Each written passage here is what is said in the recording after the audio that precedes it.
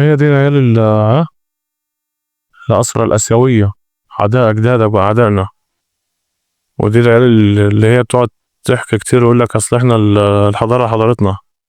لا، من الحضارة ما كانتش حضارتكم. ألا ألا ألا أنتوا كنت تمامكم يالا تحت الرجول يالا، يا إما متكتفين على على الجدران ومتربطين، يا إما مينا ماسكك من الكحكة اللي أنت عاملها وفي أشخك على الصلاية على طول. حتى توت عنخ آمون كان مبهدلكوا برضه، هو كان عيل صغير على أيامهم بس كان بمبهدلكوا برضه. يالا ها، بصراحة يعني الناس دي من حقها تقول كده، لأن السباكين بتوعنا اللي بينحتوا التماثيل واللي بيعرضوها، اللي بيقعدوا يعرضوها على السوشيال ميديا، واللي يقول لك تعالى أنا عندي تمثال، بتنحت نفس شكل الكلام ده يعني، سباكين وبينحتوا حاجات بقى أنت عارشها يعني.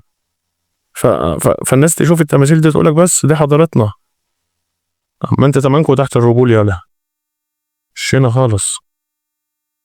ده العيال اللي أجدادك كانوا بيروقوا عليهم، ما تنساش تبعتها لهم، بعتها لهم وفكرهم دايما بنفسهم. هو أحمد سفاري ولا صفحة زي الإشارات ما بتقول، ابعتها للعيال اللي عارفة نفسها، اللي أجدادك كانت بتعلم عليهم.